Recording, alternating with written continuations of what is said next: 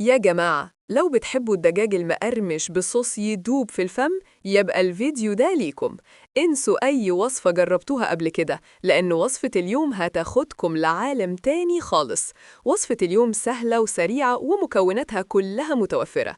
هنحتاج صدور دجاج، بيضة، نشا، دقيق وملح وفلفل.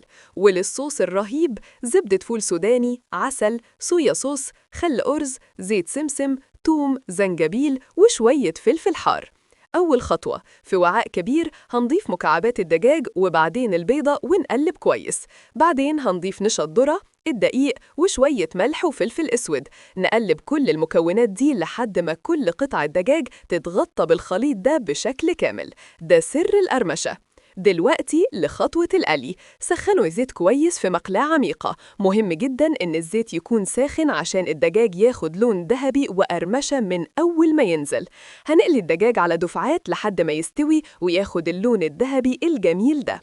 وبعد ما يستوي نطلعه على ورق مطبخ عشان يتخلص من أي زيت زيادة.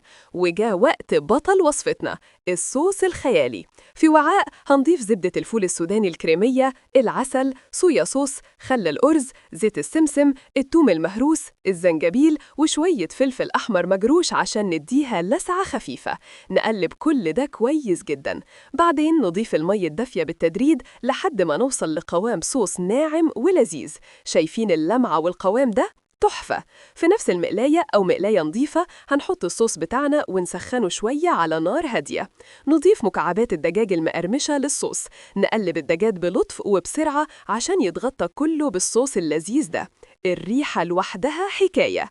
وبكده نكون وصلنا لنهاية وصفتنا السريعة والرهيبة. نقدم الدجاج المقرمش بصوص الفول السوداني الحار والعسل ونزينه بشوية فول سوداني مجروش، سمسم وبصل أخضر أو كزبرة مفرومة. شوفوا الألوان والقرمشة. وصفة لازم تجربوها. لو عجبتكم الوصفة ما تنسوش تعملوا لايك وتشتركوا في القناة وتفعلوا زر الجرس عشان يوصلكم كل جديد. أشوفكم في وصفة جاية.